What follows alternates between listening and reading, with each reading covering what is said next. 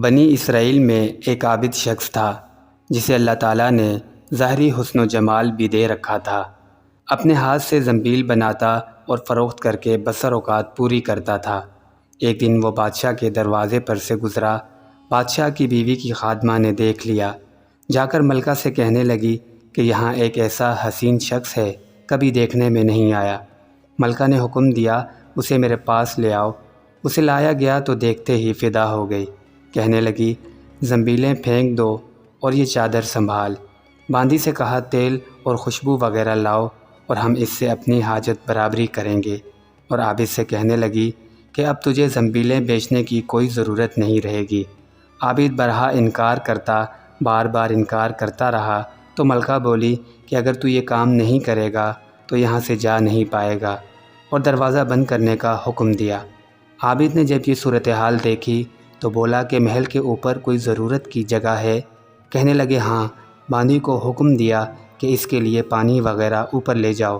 یہ اوپر چھت کے ایک کونے میں گیا، دیکھا کہ محل تو بہت اونچا ہے، کوئی ایسی چیز نہیں جس سے لٹک کر اتر جائے۔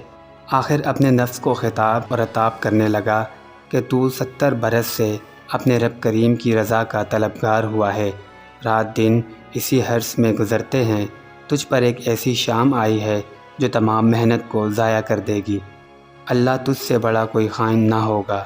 اگر یہ شام تیرے عمل کو فاسد کر دے گی تو اللہ کو کیا منہ دکھائے گا؟ غرض اسی طرح اپنے آپ کو خطاب و عتاب کرتا رہا۔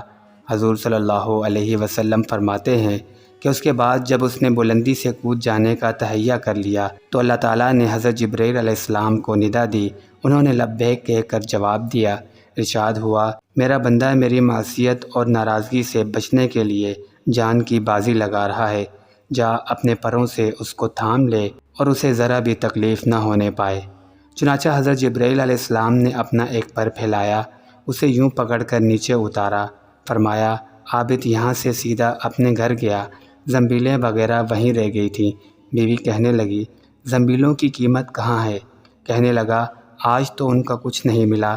کہنے لگی پھر افطار کیسے کریں گے؟ عابد بولا آج کی رات تو یوں ہی ذرا صبر سے کاٹ لیں گے۔